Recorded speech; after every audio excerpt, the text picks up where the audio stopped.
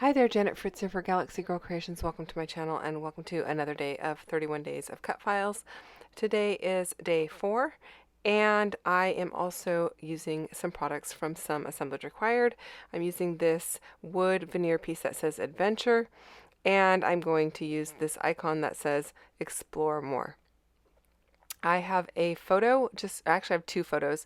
These are of some mountains in Nevada that we see when we go to Idaho and we're driving through, and the mountains are super lit up orange at sunset. And I don't know, they were just absolutely beautiful. So the area that we are in is out in the middle of nowhere. It's north of Winnemucca on 95, if you're familiar with Nevada at all. And it's this long stretch that goes into Idaho that I think is like 120 something miles long or something to that effect. It's a very long stretch, and it's just like a 2-lane road without much shoulder, and there's not really a whole lot of town in between. So apparently this is a little tiny town, but you don't really see any of it from where we drive through or anything. And it's called Orovada or something to that effect. I'm guessing that's how you pronounce it. Actually didn't even know I was in this town until I looked at the metadata on the photo to see where we were when we took the photo, and that's what it had listed, was Orovada, Nevada. So yeah, that's as exciting as it gets. I thought I was going to use this piece of paper, which is an old piece of paper from, I believe, One Canoe 2. I could be wrong on that, but it's really quite old, been in my stash a long time, and I thought inking it up to look kind of like the mountains would be really cool, but I don't end up liking the way that it looks. So I did use the tearing guides from the shop from Some Assemblage Required as kind of a stencil to create that pattern. And now I'm just going back and using them for their intended purpose and tearing the paper. So I am going to use the orangey, peachy parts of the paper. I'm not going to use the pieces that I have inked up in black. Although I will say they look a lot better on screen than they did sitting on my desk. So maybe if I had stopped and played back what I was recording, I might have liked it a lot better and actually used it. But, you know, when something is sitting in front of you and it doesn't look good, you just kind of pivot and switch gears and do something different. That's what I did. So it is what it is. And I really do end up liking the way that it turns out, but I wasn't really 100% sure what I was going to do. So I decided to go with a black piece of paper, and I am going to use these as stripes horizontally across my page, but they're not going to end up being evenly spaced. They're going to be more towards the top. And here is the cut file that I'm going to use. It is the mountain heart mountain. I don't know. Mountains on a heart cut file. I don't know if it has a name, to be honest with you, but yeah, it's a heart and it's got some mountains on it, and I am using some Nuvo drops. I was going to say deluxe adhesive. That's not what I'm using. I'm using Nuvo drops in copper penny to go ahead and change the color on it. I thought I might use that other peachy bottle. I don't know what it's called, if it's apricot or something like that. I'm not really 100% sure, but I know the one that I end up using here is called copper penny. So that's what I go with, and I am just squeezing it on to my paintbrush and dabbing it around on top of the cut file. It is going to give it a tiny bit of texture, and then of course it is changing the color as well, and I really like the way that that looks. Now I have some thickers that are gold, not gold, well, they are gold, but they're rose gold foiled thickers that have a pink foam background, and I don't really want the pink, and I don't really want them to add texture because I want to be able to layer up that wood veneer piece over the top. And so I am just peeling the foam off the back and throwing the foam away and keeping the foiled top portion, and they came apart really easily. It wasn't very hard to do, as you could see there, and I really like the way that it ends up looking. I just use my Nuvo Deluxe adhesive to adhere these letters to the page. And then I'm able to use that piece that says adventure right over the top. And I think it looks really cool when it's all said and done. I did ink up my cut file around the outside with a little bit of black soot distress ink. And the reason I did that is because I'm on black paper, and when I put the Nuvo drops on, there might have been a little bit of white showing along the edge, and I didn't want that white showing because on top of the black paper it had a greater contrast and you could really see it.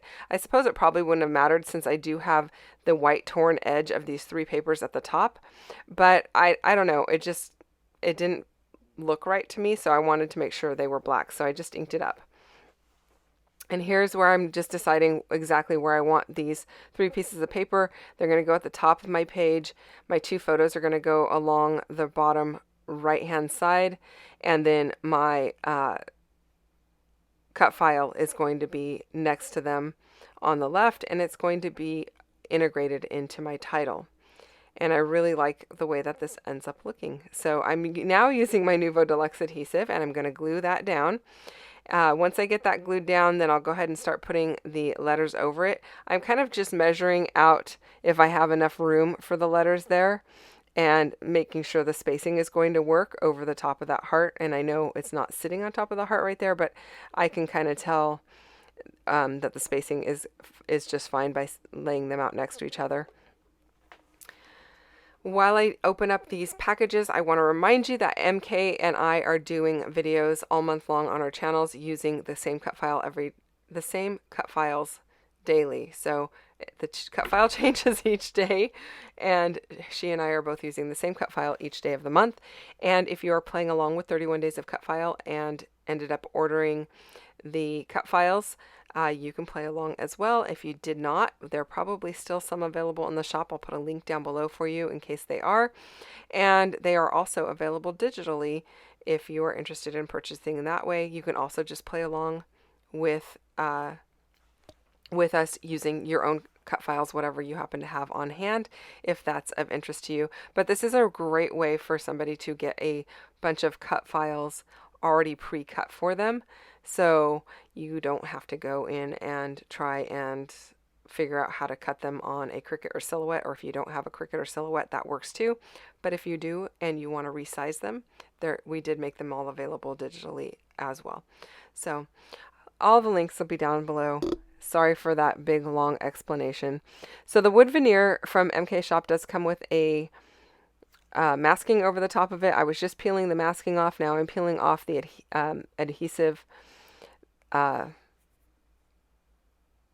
piece that goes over the adhesive on the back, because all of her wood veneer pieces come with adhesive already on them. You just have to peel and stick. And so my title here is just Orovada Adventure. And I don't know that there was a huge adventure on this trip. I'll have to go back and look at the actual date of this trip, but it was a serious adventure going the very first time that we drove, because we had an issue with our headlights and we were towing a trailer. And I don't know if you can see in that bottom photo, there's not much of a shoulder. Once you're off the blacktop, it kind of just drops off on the side by a couple of feet. It's not like a huge drop off, but way too much to pull over in a truck and trailer.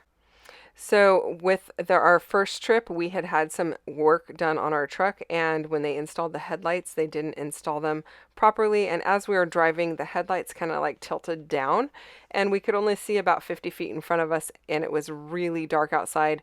For 122 miles, there's not much out there, including not much in the way of street lighting or anything like that. So we were very reliant on either other cars or I was sitting with the maps open up on my phone and telling my husband, okay, you've got a hard right turn coming up. You've got, you know, a left turn coming up. And, you know, so he would kind of have a little bit of a heads up of about where he was going.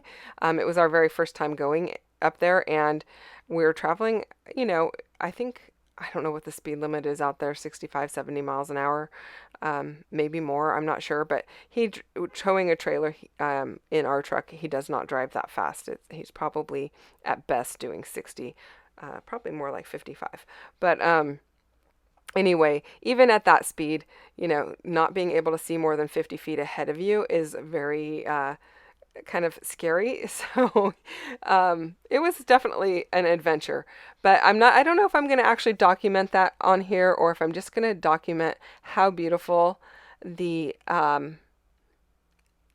light is bouncing off of those mountains. It's just like pure golden copper goodness. And you don't see that very often, especially not where I'm from. So I just thought it was really beautiful, and that's why I wanted to go ahead and document it. And that is it, you guys. Thank you so much for watching. Again, links are down below for you in case you're interested. And I really appreciate you taking the time to check out my video. Hit the thumbs up if you enjoyed it, and don't forget to subscribe if you're not already subscribed, and check out the Facebook group for 31 days. I'll see you guys again tomorrow. Bye-bye.